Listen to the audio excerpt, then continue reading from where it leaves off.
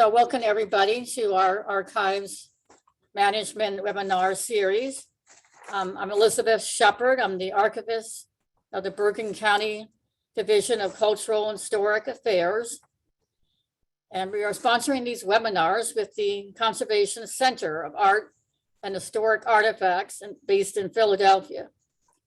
So as you can see here, this is the first of our 3 webinars. The next one in February will be Introduction to Digitization, and also will be taught by Dyani. And then the last one is promoting collections on Instagram and Facebook. So this one will be available for registration starting tomorrow. So you can sign up tomorrow for this digitization course, and then March 1st, you can sign up for the social media course. Information about these courses are available from the Bergen County Department of Parks website under our Events and Programs tab. Also at our website, you can find out information about the Bergen County History Archives. I'm sitting today here in Hackensack in the archives room. I also wanted to give a brief plug to another program that I've been involved with for a number of years, and that's the CAPES grant program. The CAPES program is co-sponsored by the New Jersey Historical Commission and MERAC, which is the professional archivist group. The Historical Commission provides grants to MERAC to send an archivist to your site to conduct an archival preservation assessment. We provide detailed information and recommendations of how to improve the preservation of your holdings, such as storage and reformatting, advice on arrangement and description of your materials, as well as policy making. It's really an easy grant to get. I mean, as long as you're eligible, you're almost guaranteed to get the grant. You get a nice detailed report that you can use as a blueprint to develop your archives, as well as using as a support documentation for other grants you might want to go after. So, all right, so today our talk is going to be Understanding Archives. We will have a Q&A at the end of the session, so please put your questions in the chat as you think about them. And I want to introduce our speaker, Dyani Feige, from Director of Preservation Services at the Conservation Center for Art and Historic Artifacts.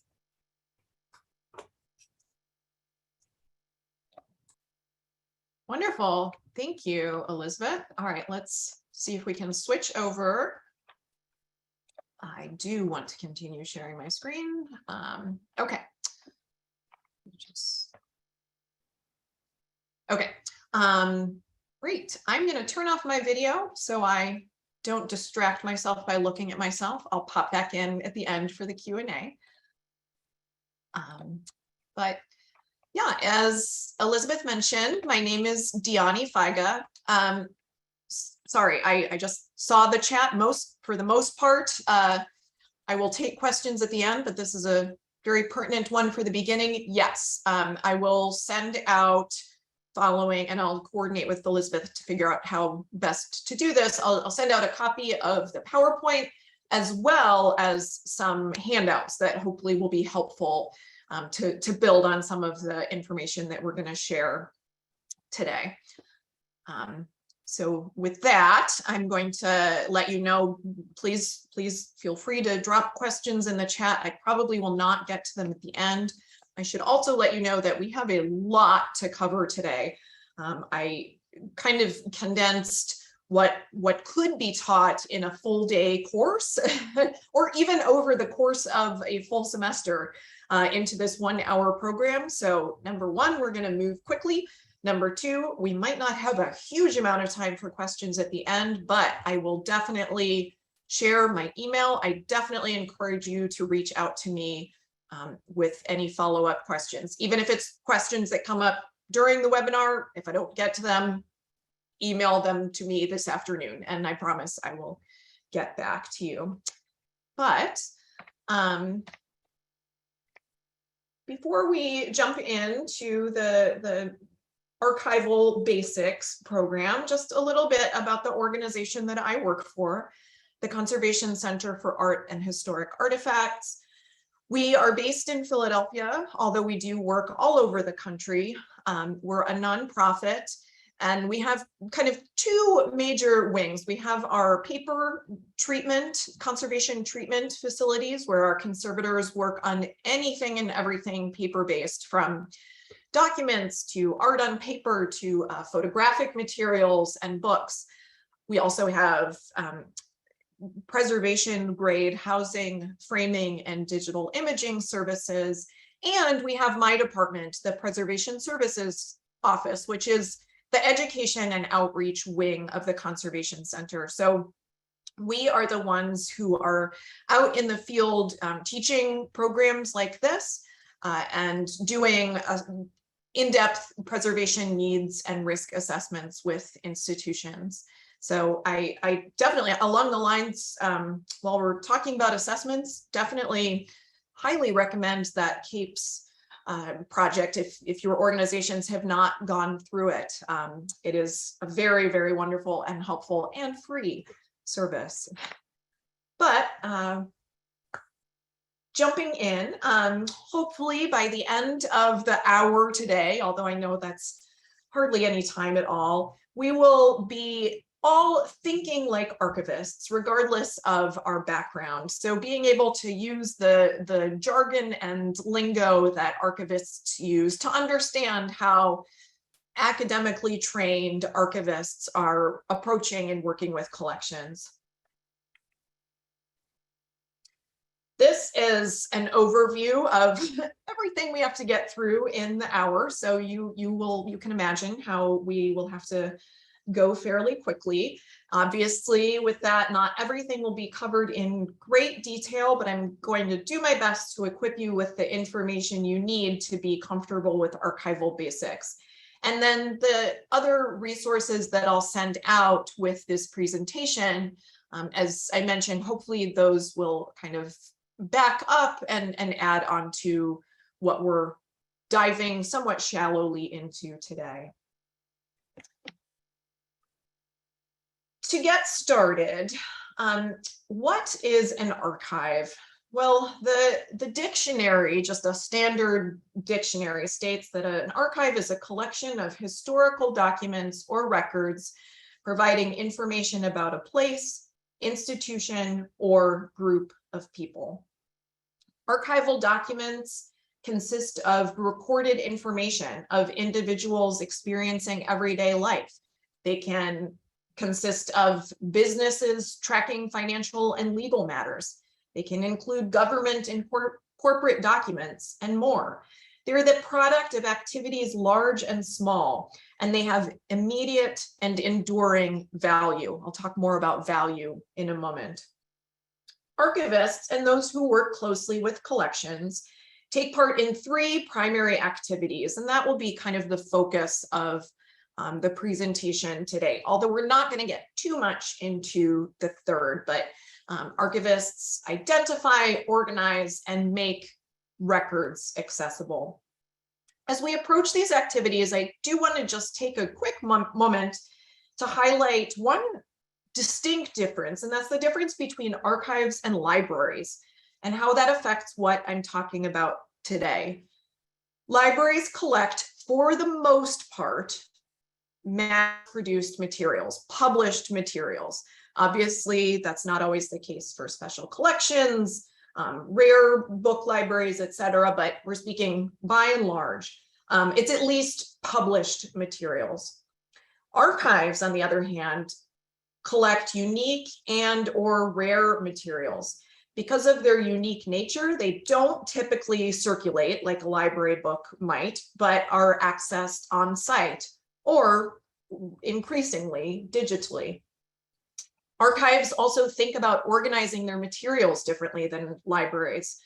Libraries tend to deal with things individually, cataloging, describing on an item level. So each magazine, book, CD, etc., has its own distinct identity. Archives, on the other hand, deal with materials in groups. It's not terribly common for archives to describe a collection down to the item level, the piece of paper level. So now that we've defined archives and some of the basic archival activities, let's talk about the collections themselves. As we discussed, archives are a collection of historical documents or records providing information about a place, institution, or group of people. But how do you figure out what goes into the archives? How do you determine what you collect? Of course, your name should be a guide. Or at least in many cases is a guide. The Archive of the Wild West is not likely going to be collecting materials from Japan. But what about the nuances? How do you make sure that you're only taking in material that reflects your mission and your your ability to care for it? This is where collections policies come into play. Before we can start talking about what to do with our collections, we need to talk about how to make sure you have the right collections. And there are two primary collection policies, a collections management policy and a collections development policy. A collections management policy is a consolidated series of shorter policies and includes the institutional mission, collection vision, collecting scope, acquisitions policy, deaccessioning policy, et cetera, et cetera, et cetera. It's a general guideline for dealing with and managing your collections somewhat broadly. A collections management policy is vital for your institution to have in place. But right now, we're going to talk primarily about the collections development policy.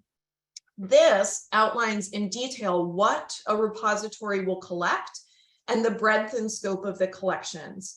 So essentially, it announces who you are as an institution and what you're going to collect.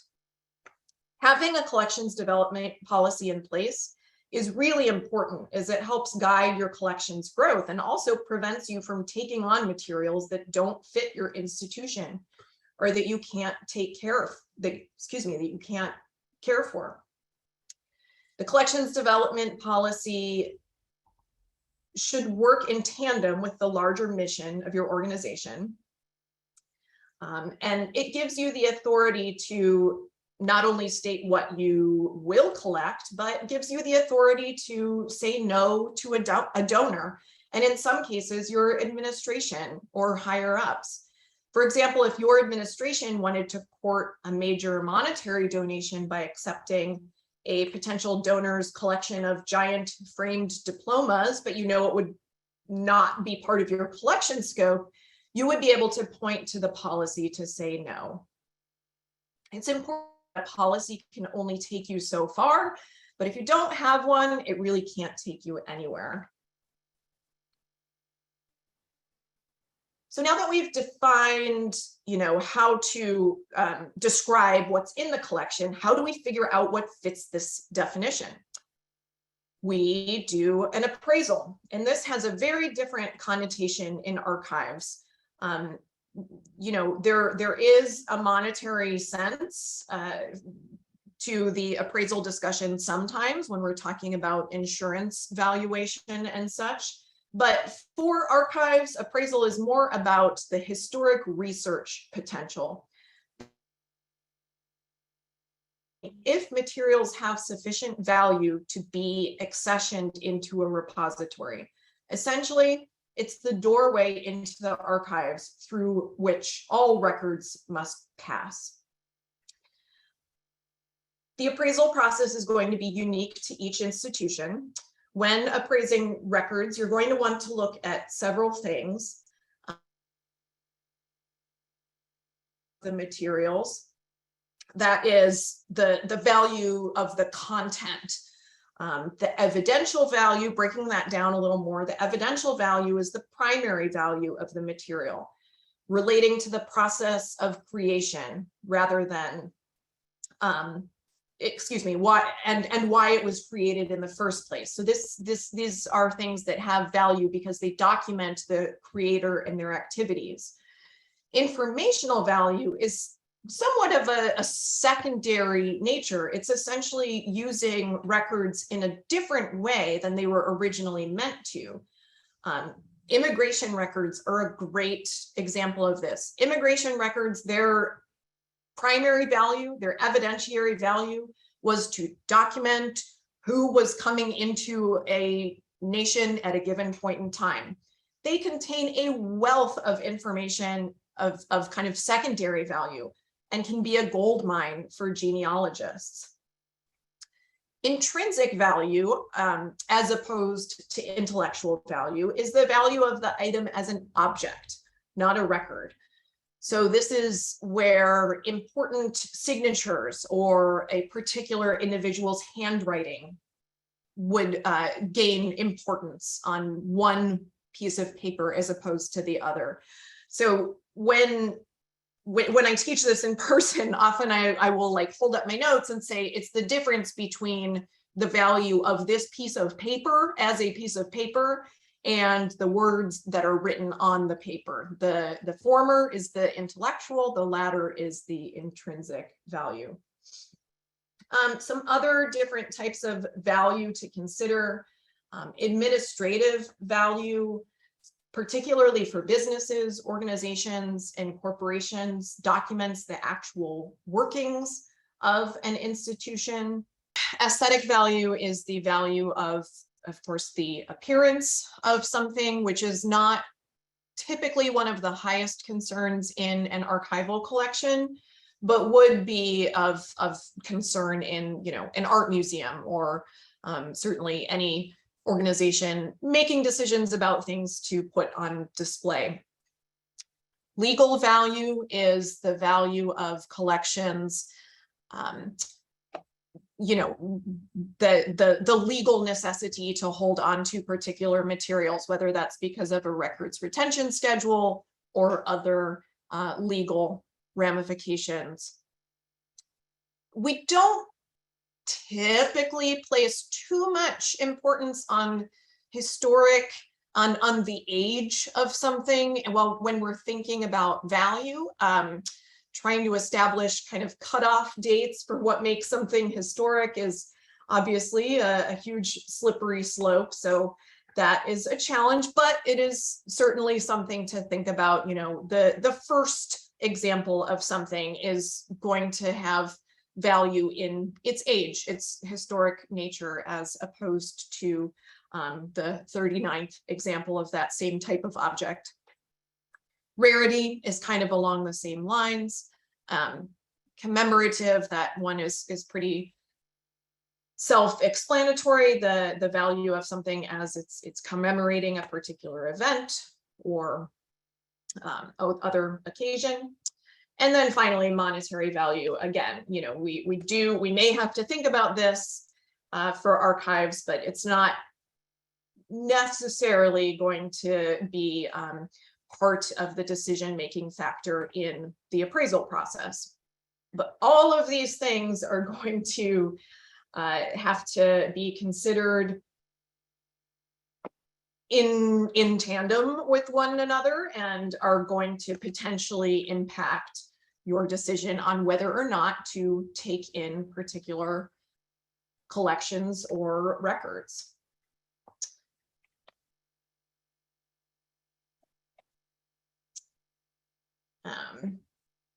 Okay, now I am officially moving forward. I really do have to find my place in my notes, so bear with me one sec. So after appraisal comes acquisition, assuming you've decided that you want to keep the record. So the appraisal process is making the decision about whether we want to take this thing or collection in or not. Acquisition is the process of transferring the records to the custody of your repository, intellectually and physically. This does not necessarily mean transferring the ownership. The physical transfer is, of course, the actual transfer of the records from their original location to your repository. And then the intellectual transfer, this is the formal legal transfer. And this is where a deed of gift comes in. A deed of gift is a formal and a legal agreement between the donor and the repository that transfers ownership of and legal rights to the donated materials. Sometimes a deed of gift might be the only information you have about a collection until it is processed. So, you know, going forward anyway, make sure that your deed of gift is capturing kind of as much information as it needs to. It should identify the donor, give a brief but helpful description of the materials, address ownership of intellectual property rights. This one, of course, is tricky, and list any access restrictions. If there are any restrictions on a collection, ideally, you want to make sure there is a set date at which those restrictions might expire, if they are going to expire after a certain date. That is it shouldn't just be until I'm dead. That is not a sufficient access restriction date because it's not specific enough. You want to make sure that the deed of gift is signed by both parties.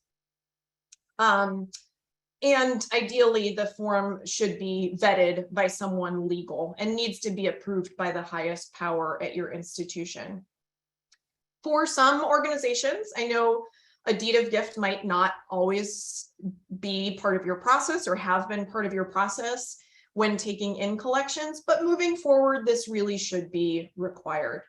If you have the donor information, it is possible to go back and generate a deed of gift for material that did not previously come in with one.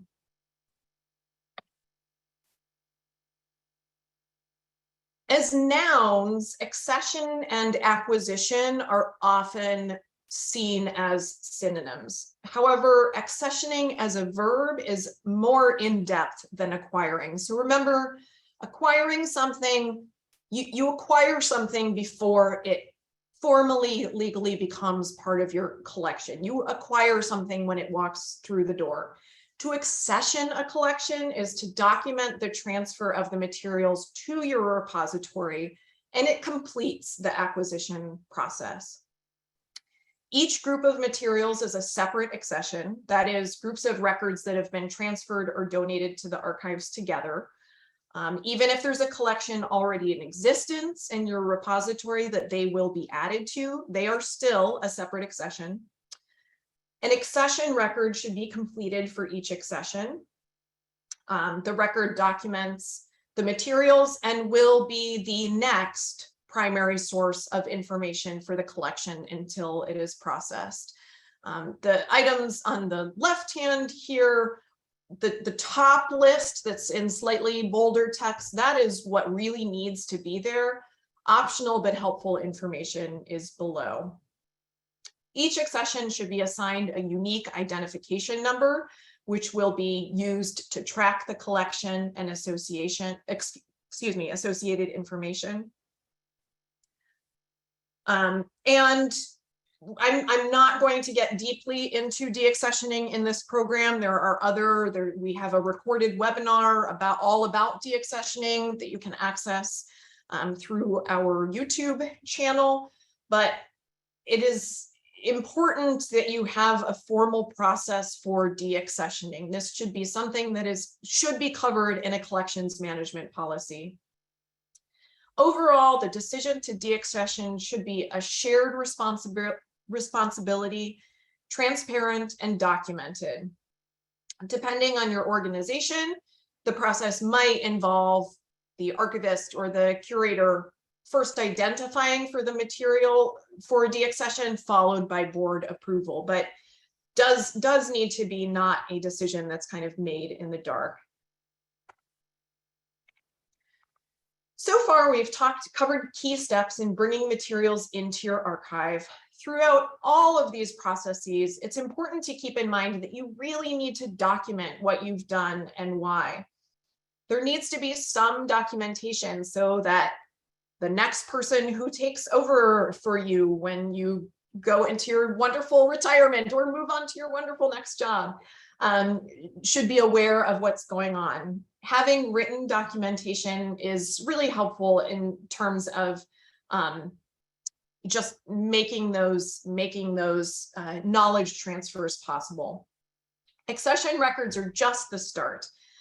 As I mentioned earlier, the accession record documents what you know about the collection until it's processed. There are a lot of other forms that go with an archive to document and manage collections. Lots of information about information. But I did want to just point out to you two resources that have a lot of really great resources, really great links to other organizations, policies, and forms so that you don't have to reinvent the wheel. The two biggest ones still going right now are the Society of Georgia Archivists Forms Forum, and then the Society of American Archivists Museum section has a great number of policies, example policies in their section website. They certainly, you know, gathered together as museum archives, but relevant to other types of archival repositories as well, for sure. So these are the kind of key terms and concepts that we will look at as we're moving forward in thinking about arranging and describing collections. Archives are guided by the principles of provenance and original order. And we'll dive a lot more into those concepts in a moment. The other definition I need to point out is a collection, as we talked about earlier, but just to reiterate, a collection is a group of material with some unifying characteristic, a person, family group, corporate body, or subject, either from a common source as a natural product of activity or function, or gathered purposefully and artificially. Papers will typically refer to materials generated by an individual, while records are generated by an organization. I'm sure that just about everyone working with collections has received collections or has collections, no judgment at all, that look similar to some of these images here. This is inevitable when you collect primary resources directly from the source. When we organize collections by following best practices and key concepts, we are able to give concept and meaning to even the most overwhelming pile of papers. So let's go quickly over some basics of what is a record. A complete record is fixed. The information is permanent. You know, it's not like a form that is being changed from time to time. Each individual version of filling out that form is a separate record. Ideally, a complete record has content, context, and structure. And there's just a little bit more information about all of those concepts up here that I will break down in the next couple slides. The context of collections is discovered through the information in the records, the relationship between the records and the collection, as well as the collection's relationship to other collections. We discussed the difference between records and papers. And our goal as archivists is to organize records in a way that describes and reveals context. And we try to do this through the concept of original order. Original order is a fundamental principle of archives. Maintaining records in original order serves two purposes. First, it preserves the existing relationships. It preserves that context and evidential significance that can be inferred from the context of the records. And it also exploits the creator's mechanisms to access the records. So it gives the user access to what the creator was thinking when she placed the records in a box, in a folder. Original order is not the same as the order in which materials were received. Items that were clearly misfiled may be refiled in their proper location. Materials certainly may have had their original order disturbed, often during inactive use before transfer to the archives. But if there is any way that you can kind of know how the creator originally filed these papers, were they filed by date? Were they filed by, if it's correspondence, were they filed by who the correspondence came from? Were they filed by the geography of where the letters were coming from and being sent to? All of those clues, number one, it's less decision work for the person processing the collection if you're able to rely on some semblance of the original way it was ordered. But also, again, it helps kind of try to get inside the brains of the person originally filing the materials. Absolutely, I know someone has the question, are there instances when it's impossible to determine the original order? Absolutely, and then we have to impose whatever order we think is going to work best going forward. But if you know it, respect it. The other really key concept in archival processing is that of provenance, and that's pretty simple. It's just basically that everything, all of the documents, the records that came from one entity must be kept together. So family papers should be kept as one entire collection of the family papers, not necessarily split up into individual collections based on each family member. Company records should be kept together as all records of one overall company or organization, not broken up into departmental records. I mean, they can be broken up within the collection, but they're all part of one collection. So just whizzing on through here, and we don't have to stop right at 2 because I can need to make up a little time that we lost there, but we're going to jump right on into processing, which is the actual mechanism of arranging, describing, and housing collections or collections for storage and potential use by patrons. Basically, it's provides basic physical control, ensures authenticity, serves the context of the material's creation and use. I just got a warning that my internet connection is unstable. I will do my best. There's nothing I can really do, but if I suddenly lose it, I will attempt to use a hotspot with my phone, but just warning you and warning myself. Processing is also when you will perform preservation work, typically consisting of rehousing and providing proper enclosures for materials. Overall, processing makes collections easier for use and makes it easier to know when things are wrong or missing. So the 3 basic steps again are arrangement, housing, and description. We're going to break it down that way. Whoops, forgot I had those little graphics.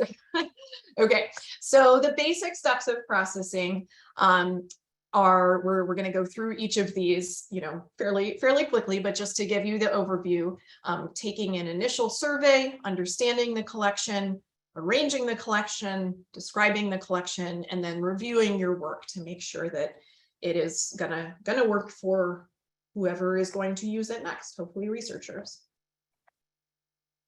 The first thing you do in processing is step back and survey. The point being, don't move things around yet. Some of this definitely may have been done at the time of the accession or donation. If so, absolutely reuse that information. Create a collections file with whatever records you have available, accession records, deeds of gift, donor interviews, correspondence around the donation. Describe in general, broad strokes, what is in each box, you know, a box of photos of family trips, personal correspondence. You don't have to just take a look. If there is some semblance of order, just get a handle on what that is from at the box level. See if you can start to identify groups that you see within the collection. And this can be based on subject, this can be based on material type. You definitely don't have to stick with it going forward, but just starting to get your bearings around understanding the collection, which is the next step here. And we are still not moving things around. But we're taking a slightly deeper dive. We're looking at the collection as a whole and evaluating it, you know, considering how was it received, who or what is it about. If you already did the appraisal that made the decision to bring the collection into your repository, but do a deeper, more kind of intellectual appraisal now. Think about how the collection is relevant to your institution and in what ways it is valuable to your institution.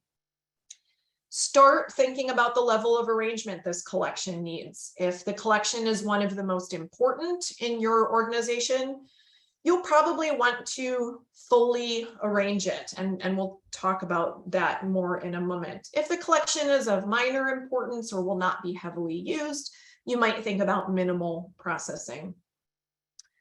Get a sense of volume. How much material is in the collection? Do you know if you have everything you're supposed to have?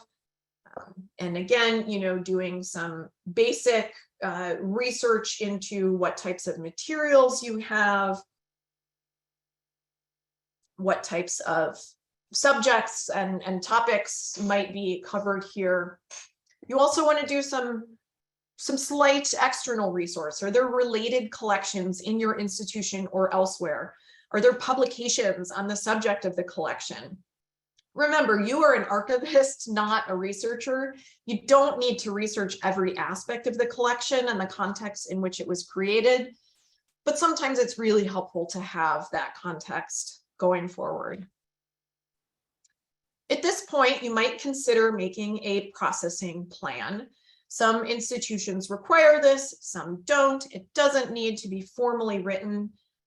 But it can be really helpful. And this is one of the things that I will send out an example of following this webinar, a processing plan. Okay, so now that we have, you know, the first step of just big picture standing back and not moving things, now we're on to the moving things part, and that is archival arrangement. So we already went over provenance and original order, but just to bring that back up here in terms of concepts that dictate how things will be kept together physically. And we've talked a little bit about this along the way, but now we'll get into kind of the application of arrangement. This is where you do start to dig in and look at each item, or at least each folder, scanning documents for insight into the collection. Think of your arrangement as a fluid thing. It is absolutely okay to change and refine your groups. New information will be discovered and it will change the way you see a collection. If there's no original order, that is going to happen. So you'll have to make a decision on what types of things might make the most sense to be ordered in terms of whether that is date or subject matter, etc. In this case, if you are having to impose order, you're not thinking like the creator was thinking. You want to kind of try to put yourself into the mind of the researcher and how they might use the collections going forward. We do now finally begin to physically rearrange the collection. Often this is going to look like piles of stuff on a table. So this is why processing archival collections takes up so much space sometimes. I would advise using some system of labels or flags to keep the piles straight. Items will probably move around from pile to pile as you refine your series. If you start foldering at this point, remember that items in a folder should be related. Weed as you go along. Your institution should determine how many copies of certain items you're willing to keep. Usually only 2 or 3 copies are kept. There can be many reasons for separating materials. If you come across acidic folders with important notes written on them, those can be photocopied on acid-free paper and then tossed. Same with news clippings. You certainly would want to separate anything that looks like it has active mold growth, of course, active insect infestation, but also things that have kind of immediate preservation concerns if things are highly fragile or in very bad shape, disassembled in such a way. You want to either flag those or immediately rehouse, whatever is appropriate in that moment to your organization. So things to keep in mind for actually arranging the collection. You want to, the next step is that you're going to have to create series, groups of similar records arranged according to some system that are related. Keep the series general. Categories that are too granular end up with a series that only has one item. And it's important to remember that, looking at examples of other finding aids can be really helpful in understanding the many possibilities of arrangement patterns. And that'll be another thing that I send out as well, is some examples of good finding aids. I'm going to sidestep just a little bit right now to talk about minimal processing, or the concept of more product, less process. More product, less process is the idea that we are doing the least we can do to get the job done in a way that is adequate to user needs now and in the future. So in this practice, arrangement should only ever be at the series level. Minimal processing also advocates that in terms of preservation, archivists should rely on storage and environmental controls to carry the preservation burden. So it's unnecessary to remove every paperclip, staple, and rubber band. It has gained a lot of traction in the archival community, and it is a regular practice. When processing your own collections, you can consider some of the principles, especially if you have limited time. Process the collection to the point at which it is adequate to users. So I wanted to sidestep to talk about that in this section, because you'll see that there can be much more granular levels of arrangement. There are a couple of different ways of looking at this, but basically archives arrange materials in groups, going from the largest level to the smallest, the repository being the organization, and then collections within the collections. We have series, we have subseries, we have files, and we have items. Here is another, I would argue, maybe slightly more complex way of looking at that, but basically arranged in a hierarchy going from the largest level to the smallest.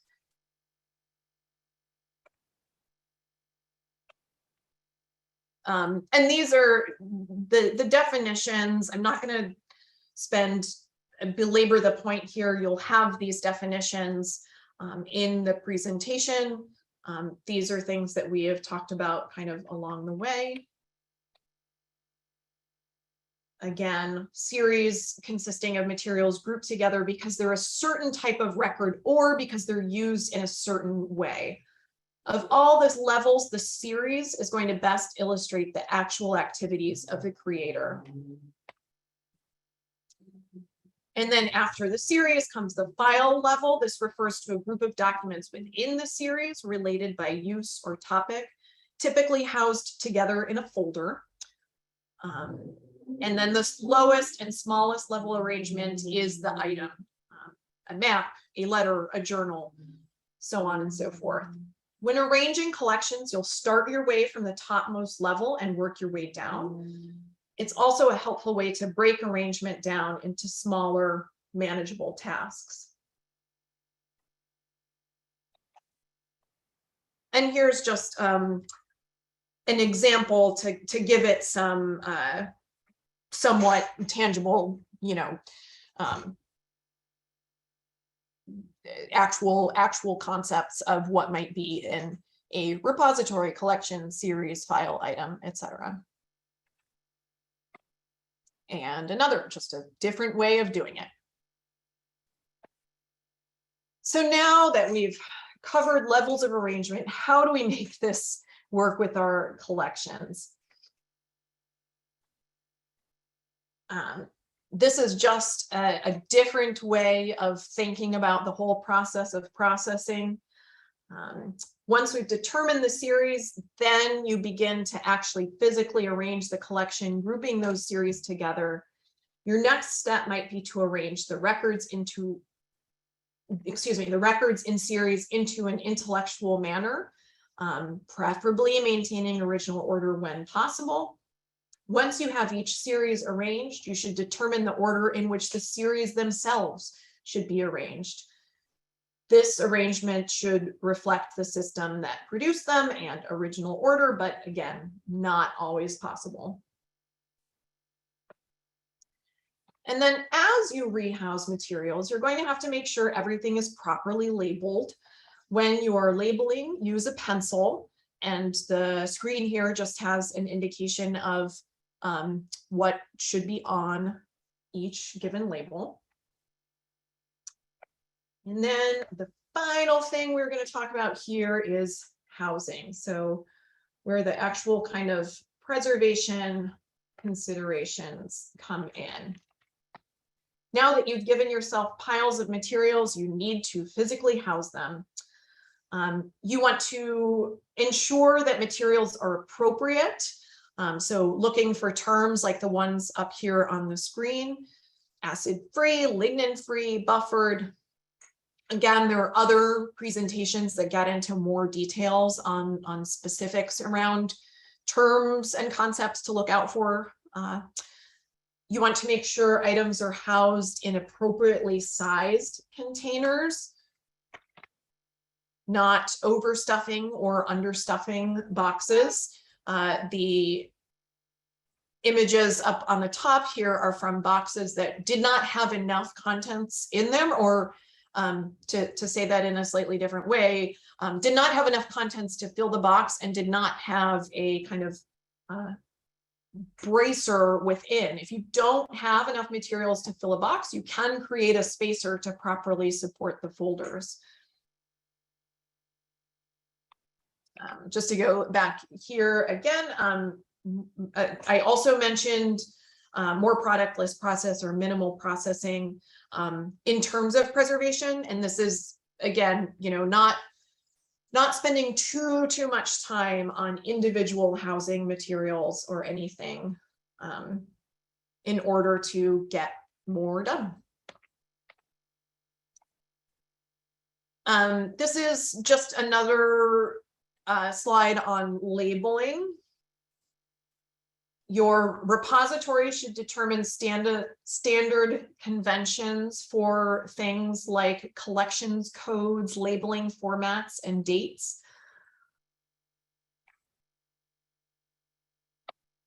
And then finally, the material is arranged. We have rehoused it. It's divided into series, sub-series, and folders. And then and only then do we actually work on the final piece of this puzzle, which is often the finding aid.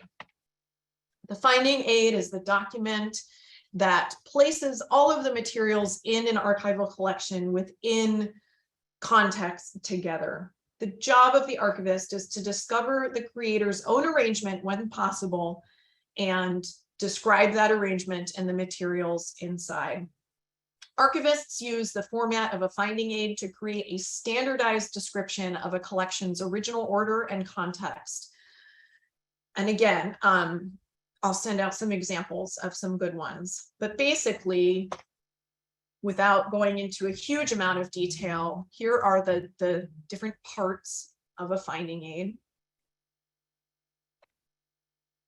This is just another image here about the importance of proper housing and preservation.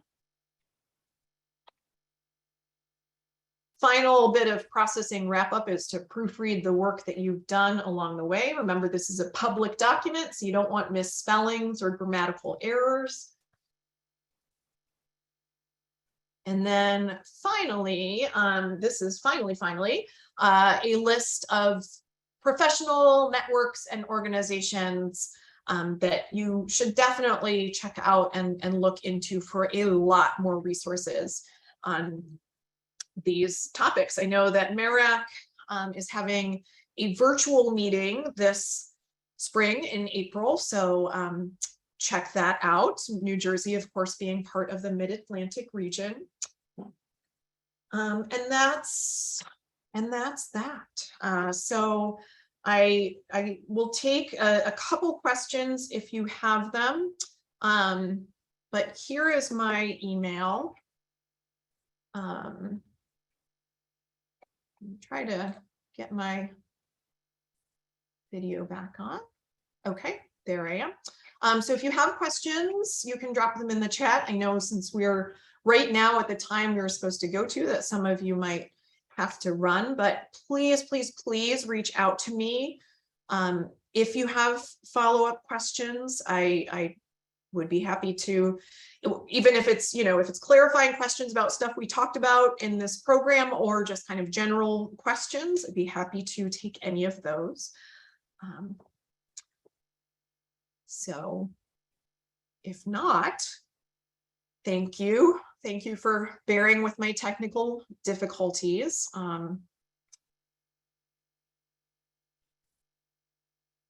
And thanks for being a receptive audience. Thank you, everybody, for, again, I want to also say that I really appreciate your patience today with all these technical problems, and want to thank Dyani for her really excellent talk today. And also feel free to reach out to me if somebody has questions, particularly if you're a Bergen County person. I'm here to support your efforts. So feel free to reach out to me as well. See, are there any questions here that? It looks like there's one question. It's a pretty straightforward one. So someone asked, when do you use a pen?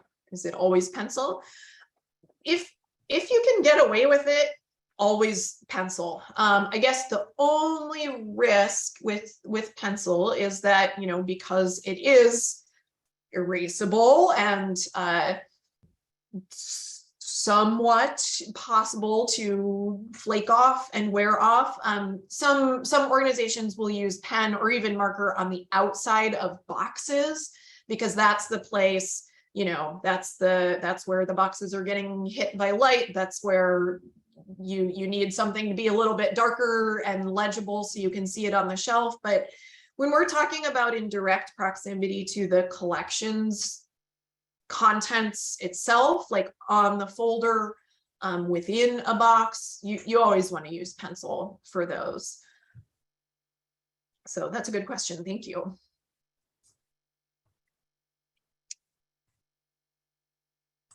All right. Well, please, please, please reach out with more. Like I said at the top, there's a lot more information. I really just scratched the surface. So definitely, if you're interested, I'd love to talk. Okay, well, I hope to see people for the next two webinars that are coming up, and again, let us know if there's anything we can do, and we will be sending out the links to the flyers. Eventually the webinar will be placed on our website, on the Department of Parks website. It may take a while for that to happen, but so you will be getting these materials. And thank you again for coming today. Yeah, thanks everyone.